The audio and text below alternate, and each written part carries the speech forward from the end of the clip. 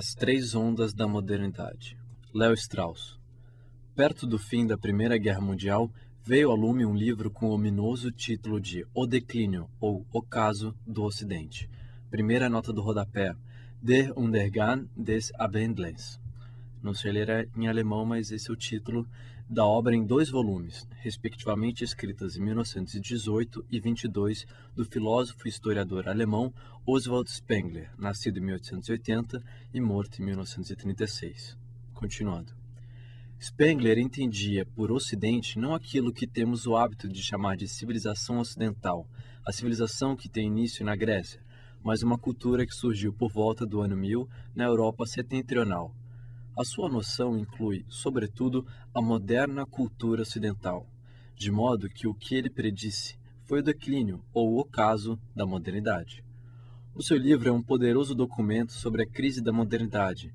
Que essa crise está aí é algo óbvio mesmo para os menores inteligências. Para entender a crise, devemos primeiro entender o caráter da modernidade. A crise da modernidade se revela no fato, ou consiste no fato, de que o moderno homem ocidental não sabe mais o que quer, de que ele não mais acredita poder saber o que é bom ou mal, o que é certo ou errado.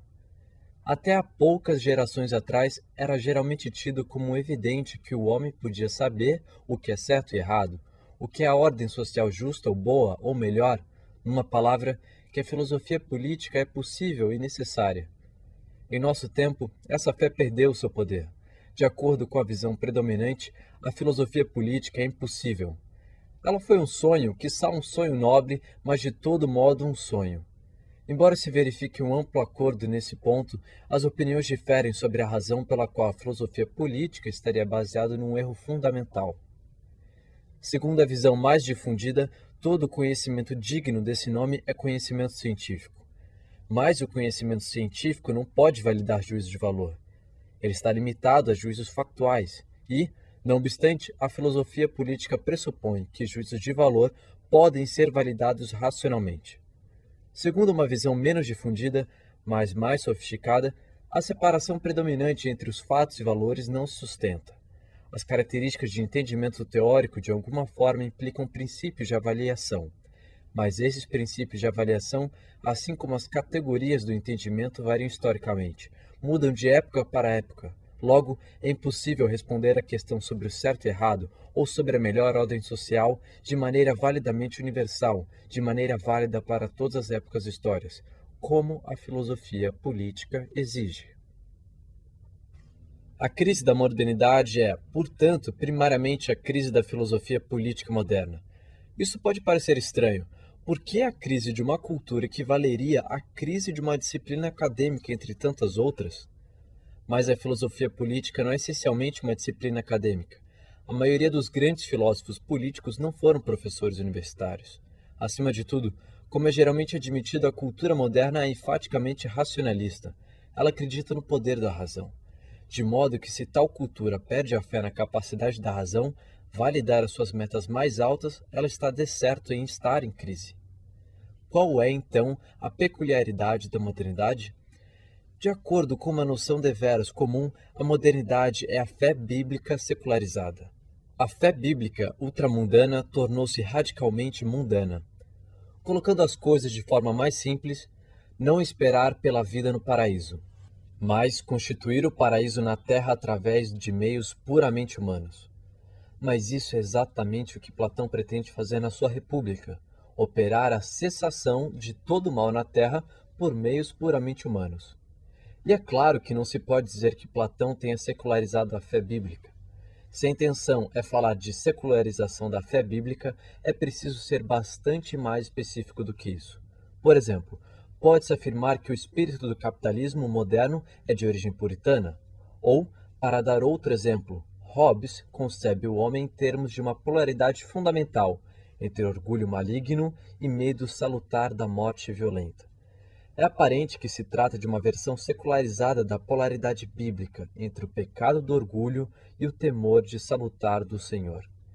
Secularização significa, portanto, a preservação de pensamentos, sentimentos ou hábitos de origem bíblica que se segue à perda ou atrofia da fé bíblica. Mas essa definição nada nos diz a respeito do tipo de ingrediente que é preservado na secularização.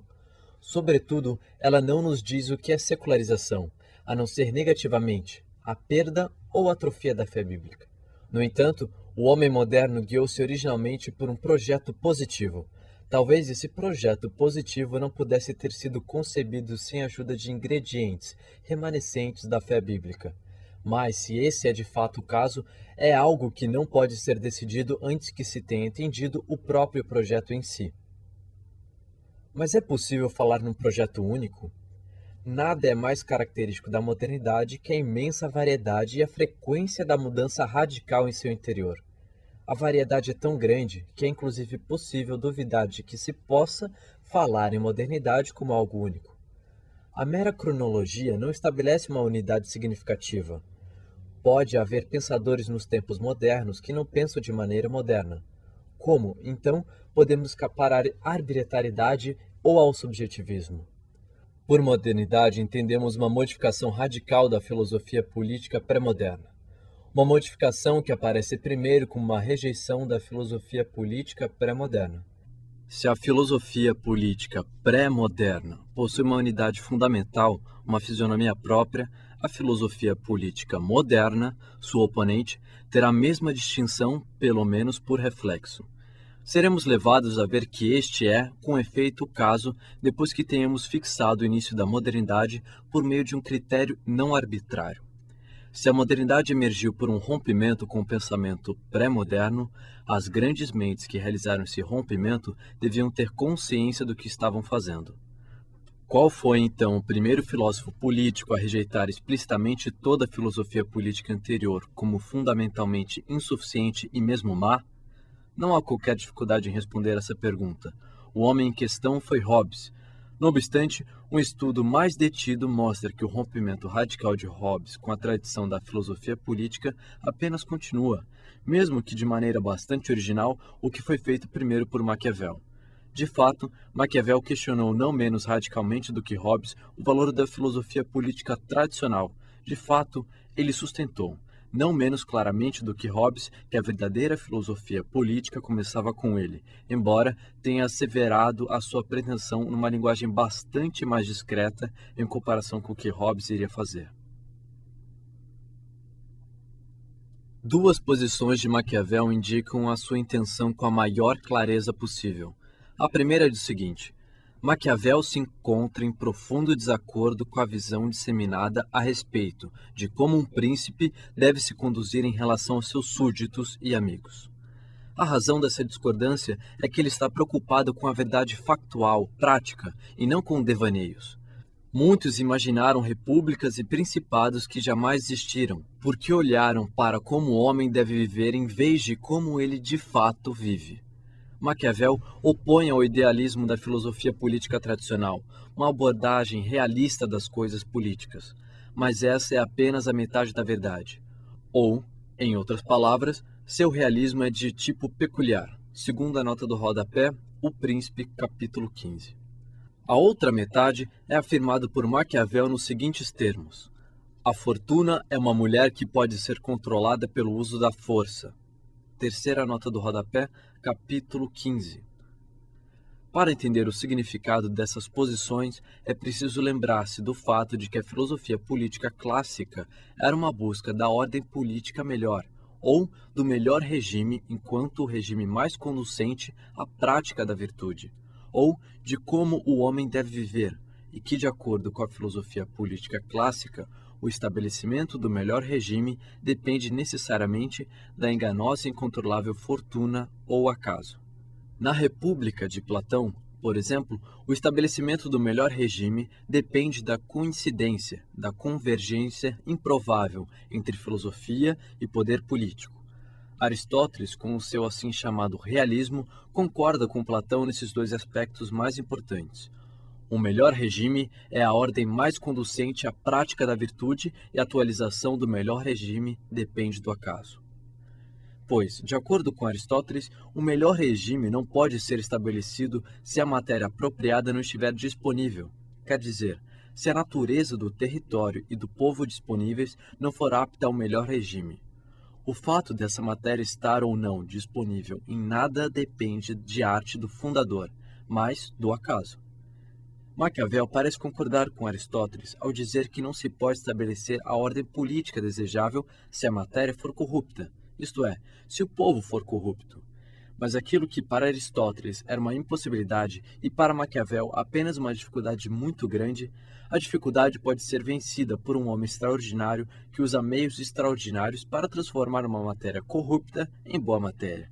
Esse obstáculo ao estabelecimento do melhor regime, que é o homem enquanto matéria, o material humano, pode ser vencido porque essa matéria, que é o homem, pode ser transformada. O que Maquiavel chama de as repúblicas imaginárias dos escritores mais antigos está baseado no entendimento específico da natureza que ele rejeita, ao menos implicitamente. De acordo com esse entendimento, todos os seres naturais, pelo menos todos os seres vivos, são dirigidos para um fim, uma perfeição pela qual anseiam. Há uma perfeição específica para cada natureza específica. Há essencialmente uma perfeição do homem que é determinada pela natureza do homem como animal racional e social. A natureza determina a medida, uma medida completamente independente da vontade do homem. Isso implica que a natureza é boa. O homem tem um espaço definido no interior do todo, um lugar bastante exaltado. Pode-se dizer que o homem é a medida de todas as coisas, ou que ele é o microcosmo, mas ele ocupa esse lugar por natureza. O homem tem seu lugar numa ordem que ele não criou. O homem é a medida de todas as coisas, entre aspas. É o exato oposto de, entre aspas, o homem é o mestre de todas as coisas. O homem tem lugar dentro do todo. Seu poder é limitado. O homem não pode vencer as limitações da natureza. Nossa natureza é escrava de muitos modos, entre parênteses, Aristóteles. Ou, em outras palavras, somos os títeres dos deuses, entre parênteses, Platão. Essa limitação se mostra em particular no poder inelutável do acaso. A vida boa é a vida de acordo com a natureza, o que significa permanecer dentro dos determinados limites. Virtude é essencialmente moderação. Não há diferença a esse respeito entre a filosofia política clássica e o hedonismo clássico, que não é político. 2 pontos. Não o máximo de prazeres, mas os prazeres mais puros são o desejável. Ponto e vírgula. A felicidade depende decisivamente da limitação dos nossos desejos. Para julgar apropriadamente a doutrina de Maquiavel, devemos considerar que, no aspecto crucial, há um acordo entre a filosofia clássica e a Bíblia, entre Atenas e Jerusalém, apesar da profunda diferença e mesmo antagonismo entre as duas. De acordo com a Bíblia, o homem é criado à imagem de Deus. Ponto e vírgula. A ele é dado dominar todas as criaturas terrestres. 2 pontos. A ele não é dado governo sobre o todo. Ponto e vírgula. Ele foi posto num jardim para cultivá-lo e guardá-lo. Ponto e vírgula. Ele foi dado um lugar. Ponto e vírgula. A justiça é obediência à ordem divinamente estabelecida, exatamente como no pensamento clássico, a justiça é a conformidade com a ordem natural. 2 pontos. Ao reconhecimento do enganoso acaso corresponde o reconhecimento da providência inescrutável.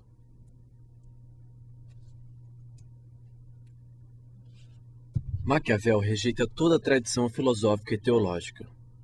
Podemos apresentar seu raciocínio como se segue. As posições tradicionais ou levam à consequência de que as coisas políticas não devem ser levadas a sério, entre parênteses, epicurismo, ou de que elas devem ser entendidas à luz de uma perfeição imaginária, traço, das repúblicas e principados imaginários, o mais famoso deles sendo o reino de Deus. Deve-se partir de como os homens vivem, ponto e vírgula. É preciso rebaixar o olhar. O corolário imediato dessa postura é a reinterpretação da virtude. 2 pontos. A virtude não deve ser entendida como aquilo em cujo nome a república existe, mas a virtude existe exclusivamente em nome da república. Ponto e vírgula. A vida política propriamente dita não está sujeita à moralidade, ponto e vírgula. A moralidade não é possível fora da sociedade política, ponto e vírgula. Ela pressupõe a sociedade política, ponto e vírgula. A sociedade política não pode ser estabelecida e conservada dentro dos limites da moralidade pela simples razão de que o efeito ou condicionamento não pode preceder a causa ou condição. Além disso, o estabelecimento da sociedade política e mesmo da sociedade política mais desejável não depende do acaso, pois o acaso pode ser vencido ou a matéria corrupta transformada em matéria incorrupta. Há uma garantia para a solução do problema político, porque a. A meta é mais baixa, estando em harmonia com o que a maioria dos homens deseja, e b.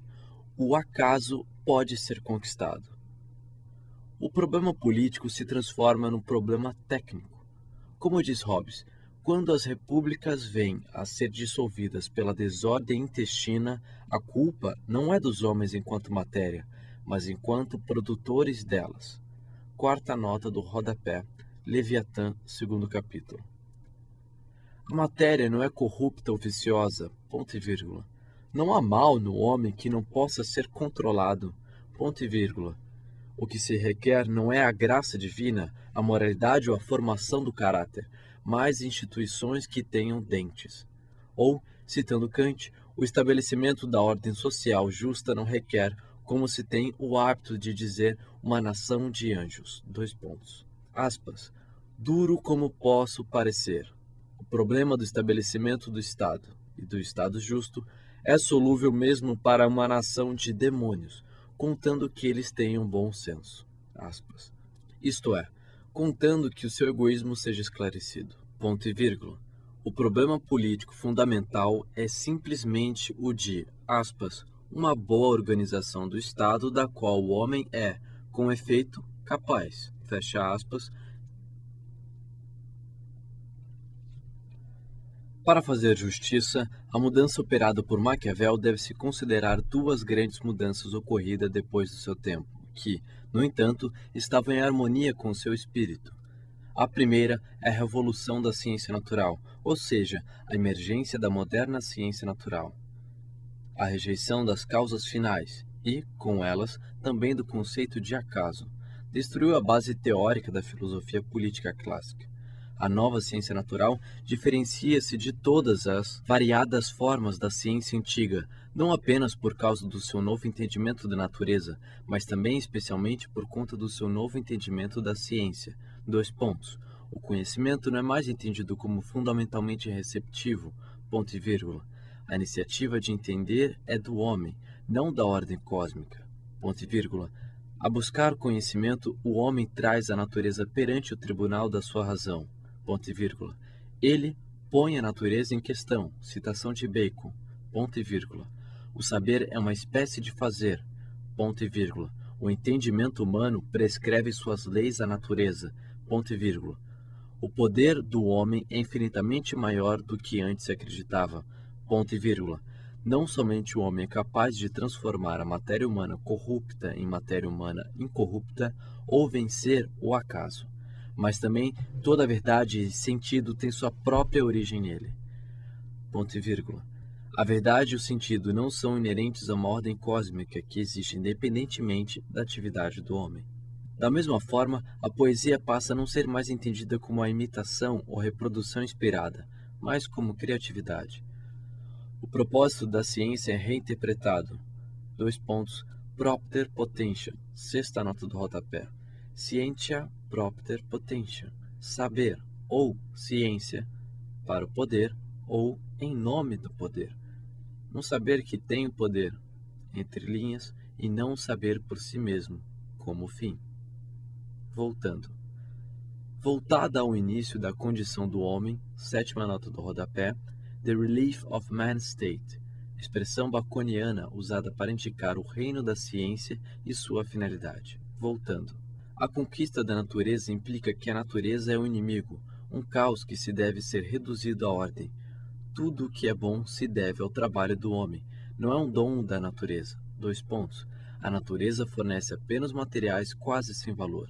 Oitava nota do rodapé. Almost worthless materials, expressão usada por Locke em contexto similar em seu segundo tratado do governo civil, para indicar o que a natureza oferece ao homem no estado de natureza definido como estado de escassez e penúria material. Voltando. Em consequência, a sociedade política não é de modo algum natural. O Estado é simplesmente um artefato, o fruto de um pacto. Ponto e vírgula. A perfeição do homem não é seu fim natural, mas um ideal livremente formado pelo próprio homem. A segunda mudança pós-maquiavélica que se encontra em harmonia com o seu espírito tem que ser exclusivamente com a filosofia político-moral. Maquiavel havia cortado completamente a conexão entre política e a lei ou direito natural.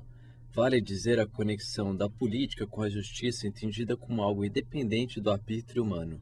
A Revolução Maquiaveliana chegou à sua força plena apenas quando essa conexão foi restaurada. Quando a justiça ou direito natural foi reinterpretada no espírito de Maquiavel. Essa restauração foi principalmente obra de Hobbes. Pode-se descrever a mudança operada por Hobbes do seguinte modo. Enquanto antes dele a lei natural era entendida à luz de uma hierarquia dos fins do homem, na qual a autopreservação ocupava o lugar mais baixo, Hobbes entendeu a lei natural exclusivamente em termos de autopreservação. Ponto e vírgula. Em conexão com isso, a lei natural veio a ser entendida primariamente em termos do direito de autopreservação, enquanto oposto a toda obrigação ou dever. Um desenvolvimento que culmina na substituição da lei natural pelos direitos do homem, entre parênteses, com a natureza, entre aspas, dando lugar ao homem, entre aspas, e lei, entre aspas, sendo substituída por direitos, entre aspas, fecha parênteses. Já no próprio Hobbes, o direito natural à autopreservação inclui o direito à liberdade corporal, entre aspas, e é uma condição na qual o homem não esteja insatisfeito com a vida dele. Ele se aproxima do direito à autopreservação confortável que está na base da doutrina de Locke. Aqui, tudo o que posso fazer é apontar para o fato de que a ênfase cada vez maior na economia é uma consequência disso. No fim do processo advém a visão de que a afluência universal e paz são as condições necessárias e suficientes da justiça perfeita.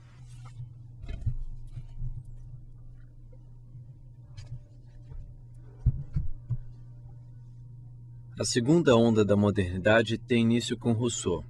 Rousseau transformou o clima moral do Ocidente tão profundamente quanto Maquiavel. Exatamente como fiz no caso do seu predecessor, vou tentar descrever o caráter do pensamento de Rousseau comentando uma ou duas das suas afirmações. As características da primeira onda da modernidade foram a redução do problema político-moral a um problema técnico, e o entendimento de que o conceito da natureza precisava ser revestido pela civilização entendida como um mero artefato. Ambas as características se tornaram alvo da crítica de Rousseau. Quanto à primeira, os políticos antigos falavam sem cessar de costumes e virtude. Ponto e vírgula. Os nossos só falam de comércio e de dinheiro. Nona nota do rodapé. Primeiro discurso. Discurso sobre as ciências e as artes. Segunda parte. Voltando. Rousseau lançou o seu protesto em nome da virtude genuína e não utilitária das repúblicas clássicas, contra as doutrinas degradantes e enervantes dos seus predecessores. Ponto e vírgula.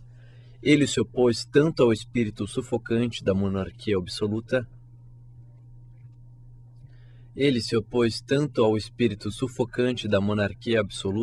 quanto ao comercialismo mais ou menos cínico das repúblicas modernas. Não obstante, Rousseau não foi capaz de restaurar o conceito clássico de virtude como o fim natural do homem, como a perfeição da natureza do homem. Ponto e vírgula. Ele foi forçado a reinterpretar a virtude em razão de ter se apropriado do moderno conceito de estado de natureza como estado no qual o homem se acha no princípio. Ele não se apropriou simplesmente desse conceito estabelecido por Hobbes e desenvolvido por seus sucessores. Ponto e vírgula. Ele pensou até o fim.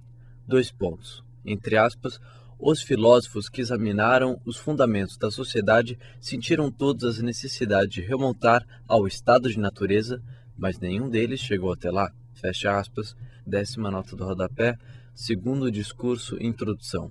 Rousseau chegou porque viu que o homem no estado de natureza é um homem desprovido de tudo que veio adquirir por seus próprios esforços. O homem no estado de natureza é sub-humano ou pré-humano, ponto e vírgula. A sua humanidade e racionalidade foram adquiridas por meio de um longo processo. A sua humanidade e racionalidade foram adquiridas por meio de um longo processo. Em linguagem pós-russeriana, a humanidade do homem é devida não à natureza, mas à história, ao processo histórico, um processo singular ou único que não é teleológico. Dois pontos.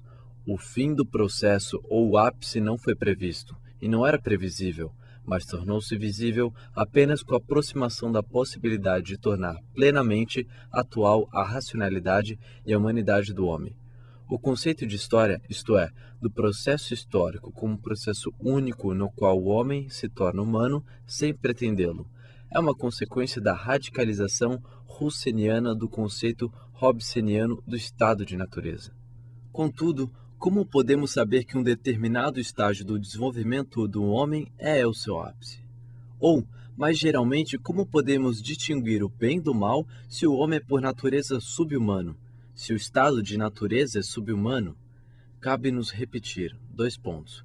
Ao homem natural de Rousseau, falta não apenas, como acontece com o homem natural de Hobbes, a vida social, mas também a racionalidade. Ponto e vírgula. Ele não é um animal racional, mas o animal que é agente livre ou, mais precisamente, que possui uma perfectibilidade ou maleabilidade quase ilimitada. Mas como ele deve ser moldado ou moldar-se a si mesmo? A natureza do homem parece ser inteiramente insuficientemente para fornecer-lhe uma orientação. A orientação que ela dá a ele está limitada ao seguinte, dois pontos. Sob determinadas condições, isto é, num determinado estágio do desenvolvimento, o homem é incapaz de preservar-se a si mesmo, a não ser pelo estabelecimento da sociedade civil, ponto e vírgula. No entanto, ele colocaria em risco a sua autopreservação se não garantisse para a sociedade civil uma estrutura de certo tipo, uma estrutura conducente à autopreservação. Dois pontos. Uma estrutura conducente à sua autopreservação. Dois pontos. O homem deve obter no interior da sociedade equivalente pleno da liberdade que possuía no estado de natureza, ponto e vírgula. Os membros da sociedade devem ser igualmente sujeitos e inteiramente sujeitos às leis para cuja produção todos devem ser capazes de contribuir, ponto e vírgula. Não deve haver possibilidade de apelar das leis positivas a uma lei mais alta, a uma lei natural, pois tal apelo colocaria em risco o império das leis. A fonte da lei positiva é de nada mais que a lei positiva, é a vontade geral. Dois pontos.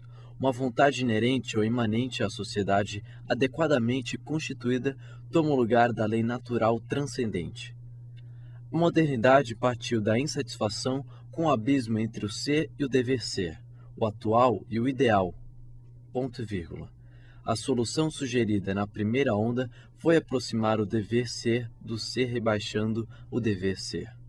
Concebendo o dever ser de maneira a não fazer exigências altas demais aos homens, ou como estando de acordo com a paixão mais poderosa e mais comum do homem, ponto e vírgula. A despeito desse rebaixamento, a diferença fundamental entre ser e dever ser permaneceu. Mesmo Hobbes não foi capaz de simplesmente negar a legitimidade da remissão, a partir do ser, da ordem estabelecida ao dever ser, a lei natural ou moral. O conceito rousseauista da vontade geral, que, enquanto tal, é infalível, ao meramente ser a vontade geral, é o que deve ser, mostrou como a separação entre o ser e o dever ser podia ser vencida. Em sentido estrito, Rousseau operou essa demonstração apenas com a condição de que sua doutrina da vontade geral, a doutrina política propriamente dita, fosse ligada à sua doutrina do processo histórico, e essa ligação foi obra de seus grandes sucessores, Kant e Hegel, e não do próprio Rousseau. De acordo com essa visão, a sociedade justa ou racional, a sociedade caracterizada pela existência de uma vontade geral, conhecida como sendo a vontade geral, numa palavra, a sociedade ideal é necessariamente atualizada pelo processo histórico sem que o homem tenha intenção de atualizá-la. E a vontade geral é infalível? Por que a vontade geral é necessariamente boa? A resposta é: dois pontos.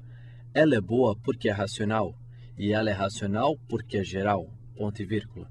Ela surge através da generalização da vontade particular, da vontade que, enquanto tal, não é boa. O que Rousseau tem em mente é necessariamente uma sociedade. O que tem em mente é a necessidade, numa sociedade republicana, de que todos deem aos seus desejos, aos que demandam dos seus compatriotas, a forma de leis. Ponto e vírgula. O cidadão não pode simplesmente dizer: eu não desejo pagar imposto. Ele deve propor uma lei abolindo os impostos. Ao transformar seu desejo numa possível lei, o cidadão se dá conta da insensatez da sua vontade primária particular. É assim, a mera generalidade de uma vontade que garante sua bondade. Não é necessário recorrer a quaisquer considerações substantivas, a quaisquer consideração a respeito do que é a natureza do homem ou sua perfeição natural requer. Esse pensamento epocal atingiu a plena claridade na doutrina moral de Kant. O teste suficiente para a bondade de uma máxima da ação é sua susceptibilidade de tornar-se princípio legislação universal. A mera forma da racionalidade, vale dizer, a universalidade, garante a bondade do conteúdo. Portanto, as leis morais, enquanto leis da liberdade, não são mais entendidas como leis naturais. Os ideais morais e políticos são estabelecidos sem referência à natureza do homem. O homem é radicalmente liberado da tutela da natureza. Argumentos contra o ideal tirados da natureza do homem, conhecidos a partir da incontestável experiência das eras, perdem importância. Dois pontos. O que é chamada de natureza do homem é meramente o resultado do desenvolvimento do homem até agora. Ponto e vírgula. É simplesmente o passado humano que não pode fornecer orientação alguma para o futuro possível do homem. Ponto e vírgula. A única orientação a respeito do futuro, a respeito do que os homens devem fazer ou aspirar, é fornecida pela razão. A razão toma o lugar da natureza. Esse é o significado da afirmação de que o dever ser não tem qualquer base no ser. Isso é tudo sobre aquela parte do pensamento de Rousseau que inspirou Kant e a filosofia idealista alemã, a filosofia da liberdade. Mas há outro pensamento fundamental de Rousseau, não menos importante do que acabamos de discutir, que, com efeito, foi abandonado por Kant e seus sucessores, mas que deu frutos em outra parte do globo moderno. O idealismo alemão aceitou e radicalizou a noção de vontade geral e as implicações desse conceito. Ele abandonou as reservas de Rousseau sobre essa linha de raciocínio. Dois pontos. O homem nasceu livre, mas em toda parte está a ferros. Como essa mudança ocorreu? Ignoro. O que pode torná-la legítima, creio poder resolver essa questão. 11ª nota do rodapé, do contrato social. Quer dizer, a sociedade livre, a sociedade caracterizada pela existência da vontade geral em seu interior, se distingue da sociedade governada despoticamente ao configurar-se como servidão legítima em contraste com a servidão ilegítima. Ela é mesma esse... Ponto e vírgula. Ela mesma é servidão. O homem não encontra a liberdade em sociedade alguma. Ele pode encontrar somente retornando da sociedade, não importa quão boa ou legítima a natureza. Em outras palavras, a autopreservação, o conteúdo do direito natural fundamental do qual o contrato social é derivado, não é fato fundamental. A autopreservação não seria boa se a mera vida, a mera existência, não fosse boa. A bondade mera existência é experimentada no sentido da própria existência. É esse o sentimento que dá ensejo à preocupação com a preservação da existência, a toda atividade humana. É esse o sentimento que dá ensejo à preocupação com a preservação da existência, a toda atividade humana. Mas essa mesma preocupação impede o gozo fundamental e torna o homem triste. Apenas retornando à experiência fundamental, o homem pode ser feliz. Apenas uns poucos homens são capazes de fazer isso, ao passo que todos os homens são capazes de agir em conformidade com o direito derivado da autopreservação, isto é, viver como cidadãos. Do cidadão se exige que cumpra o seu dever. O cidadão deve ser virtuoso. Mas virtude não é bondade. Bondade, entre parênteses, sensibilidade, compaixão, Sem sentido de dever ou obrigação, sem esforço, não há virtude sem esforço. É uma pagnágio do homem natural, do homem que vive nas fronteiras da sociedade sem fazer parte dela. Há uma distância intransponível entre o mundo da virtude, da razão, da liberdade moral e da história. De um lado, e a natureza, a liberdade natural e a bondade, do outro. Nesse ponto, uma observação geral sobre a noção de modernidade parece apropriada. A modernidade foi entendida desde o princípio por oposição com a antiguidade. Dois pontos. A modernidade podia incluir, portanto, o mundo medieval. A diferença entre o moderno e o medieval de um lado e a antiguidade do outro foi reinterpretada por volta de 1800, com a diferença entre o romântico e o clássico. No sentido mais restrito, o romantismo foi um movimento de pensamento e sentimento iniciado por Rousseau. De certo, o romantismo é mais claramente moderno que o classicismo em qualquer de suas formas. Talvez o maior documento do fértil conflito entre modernidade e antiguidade, entendido como conflito entre o romântico e o clássico, seja o Fausto de Goethe. Fausto é chamado pelo próprio Deus de um homem bom. Esse bom homem comete crimes atrozes, tanto privados quanto públicos. Não discorrerei aqui sobre o fato de que ele encontra sua redenção realizando uma ação pública salutar, uma ação que lhe permite viver numa terra livre entre um povo livre, e que essa ação política salutar não é criminosa ou revolucionária, mas estritamente legítima. Dois pontos. O que a torna possível a concessão de um feudo pelo imperador da Alemanha. Limitar-me-ei e sublinhar o fato de que a bondade de Fausto decididamente não é virtude. Quer dizer, que o horizonte moral da obra mais célebre de Goethe foi inaugurado por Rousseau. É verdade que a bondade de Fausto não é idêntica à bondade no sentido de Rousseau. Enquanto a bondade de Rousseau tem que ver-se com abster-se da ação, como uma espécie de repouso, a bondade de Fausto é inquieta, uma luta infinita, uma insatisfação com tudo que é finito, acabado, completo, clássico. O significado Fausto para a modernidade, para a maneira com que o homem moderno entende a si mesmo como homem moderno, foi devidamente compreendido por Spengler, que chamou o homem moderno de homem fáustico. Podemos dizer que Spengler substituiu romântico por fáustico ao descrever o caráter da modernidade. Da mesma forma que a segunda onda da modernidade está relacionada a Rousseau, a terceira se relaciona-se com Nietzsche. Rousseau nos coloca frente a frente com a antinômia entre natureza, de um lado, e sociedade civil, razão, moralidade, história, do outro. De tal modo que o fenômeno fundamental se torna um sentimento beatífico da existência, de união e comunhão com a natureza, que pertence inteiramente à dimensão da natureza enquanto distinção da razão e da sociedade. A terceira onda pode ser descrita como constituída por um novo entendimento do sentimento da existência. Dois pontos. Esse sentimento é a experiência do terror e da angústia em vez da harmonia e da paz, e é o sentimento da existência histórica como necessariamente trágica. O problema humano é, com efeito, insolúvel, enquanto o problema social, como disse Rousseau. Mas não há fuga do humano para o natural. Ponto e vírgula. Não há possibilidade da felicidade genuína, ou o mais alto de que o homem é capaz não tem nenhuma relação com a felicidade. O propósito eu cito Nietzsche. Dois pontos. Todos os filósofos têm um defeito comum de partir do homem atual e acreditar que podem atingir a sua meta por meio de uma análise do homem atual. A ausência do sentido histórico é o defeito congênito de todos os filósofos. Nota do rodapé, 12º. Humano, demasiado humano. A crítica de Nietzsche a todos os filósofos anteriores é uma reelaboração da crítica de Rousseau a todos os filósofos anteriores.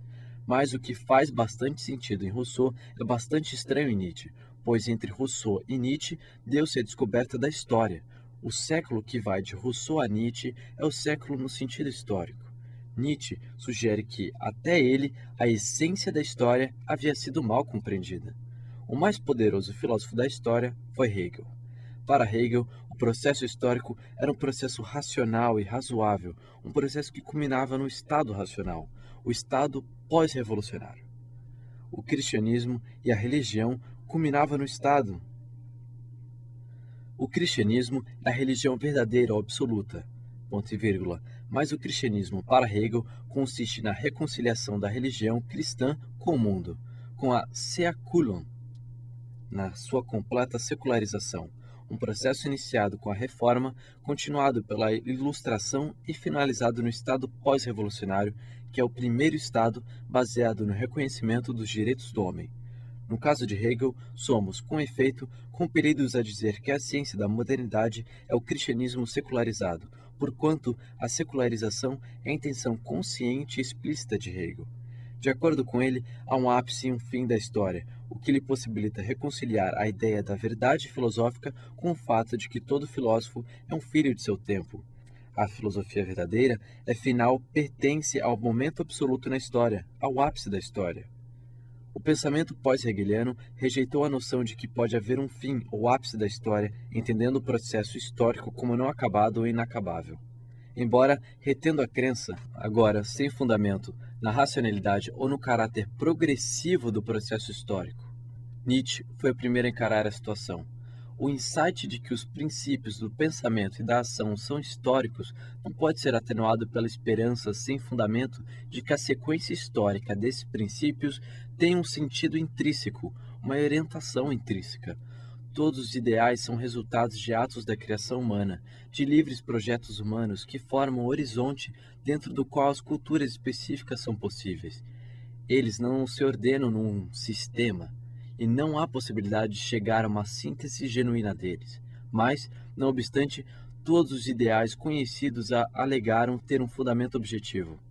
Na natureza, ou em Deus, ou na razão, o insight sobre a história destrói essa alegação, e com ela, todos os ideais conhecidos. Mas é precisamente a percepção da verdadeira origem de todos os ideais, nas criações ou projetos humanos, que torna possível um tipo radicalmente novo de projeto, a transvaloração de todos os valores, um projeto que está de acordo com um novo insight, embora não possa ser reduzido dele, pois se assim fosse, não seria devido a um ato criador. Mas tudo isso não implica que a verdade foi finalmente descoberta. A verdade sobre todos os princípios possíveis de pensamento e ação? Mas tudo isso não implica que a verdade foi finalmente descoberta. A verdade sobre todos os princípios possíveis de pensamento e ação? Nietzsche parece hesitar entre admitir isso e apresenta o seu entendimento da verdade como seu projeto ou a sua interpretação. Mas, de fato, ele escolheu a primeira alternativa, ponto e vírgula. Ele acreditou ter descoberto a unidade fundamental entre a criatividade do homem e todos os seres.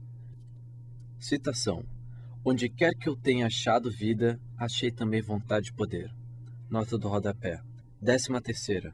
Assim falou Zaratustra. A transvaloração de todos os valores que Nietzsche tenta realizar é, em última instância, justificada pelo fato de que a sua raiz é mais alta vontade de poder. Uma vontade de poder mais alta do que aquela que fez surgir todos os valores anteriores. Não o homem como ele foi até então, mesmo nos exemplos mais elevados, mas apenas o super-homem será capaz de viver de acordo com a transvaloração de todos os valores.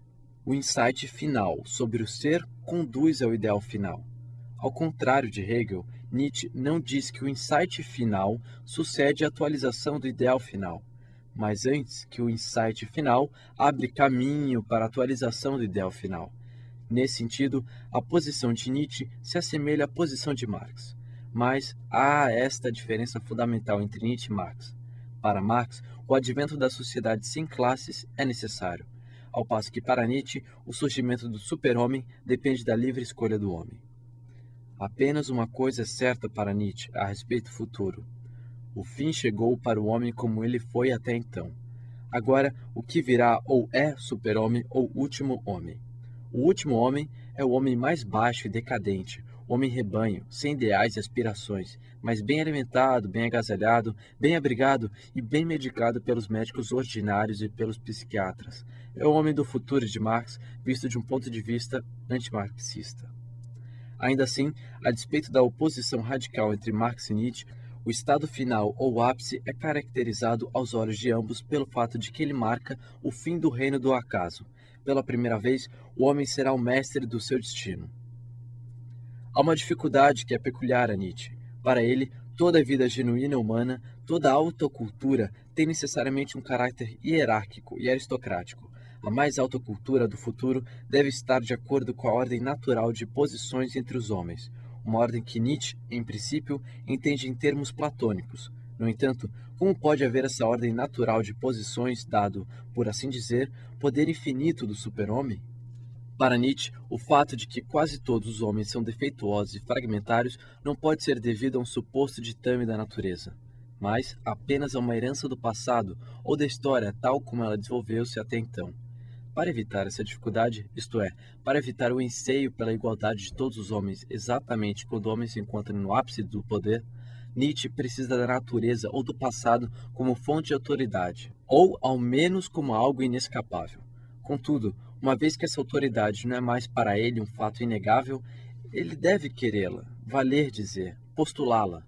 Esse é o todo o sentido da sua doutrina do eterno retorno. O retorno do passado, de todo o passado, tem de ser objeto da vontade se o super-homem deve ser possível. Com certeza, a natureza do homem é a vontade de poder e isso significa, no nível primário, a vontade de sobrepujar os outros. O homem não quer por natureza a igualdade. O homem deriva seu gozo de subjugar os outros assim como a si mesmo. Enquanto o homem natural de Rousseau é compassivo, o homem natural de Nietzsche é cruel. O que Nietzsche diz a respeito da ação política é muito mais indefinido e vago do que diz Marx. Em certo sentido, todo uso político de Nietzsche é uma perversão do seu ensinamento. Não obstante, o que ele disse foi lido por homens políticos e o inspirou. Ele é tão pouco responsável pelo fascismo quanto Rousseau foi responsável pelo jacobinismo. Isso quer dizer, entretanto, que ele é tão responsável pelo fascismo quanto Rousseau o foi pelo jacobinismo. A mim, toca tirar uma conclusão política das observações precedentes. A teoria da democracia liberal, assim como a do comunismo, teve a sua origem na primeira e segunda ondas da modernidade. A implicação política da terceira onda provou ser o fascismo. No entanto, esse fato inegável não nos autoriza a retornar às formas mais antigas do pensamento moderno. A crítica nietzschiana do racionalismo moderno ou da moderna crença na razão não pode ser desprezada ou esquecida. E é essa a razão mais profunda para sua crise da democracia liberal. A crise teórica não leva necessariamente a uma crise prática, pois a superioridade da democracia liberal em relação ao comunismo, stalinista ou pós-stalinista, é suficientemente óbvia. E, acima de tudo, a democracia liberal, a diferença do comunismo e do fascismo, encontra um apoio poderoso em um modo de pensar, que não pode de modo algum ser chamado de moderno, o pensamento pré-moderno da nossa tradição ocidental.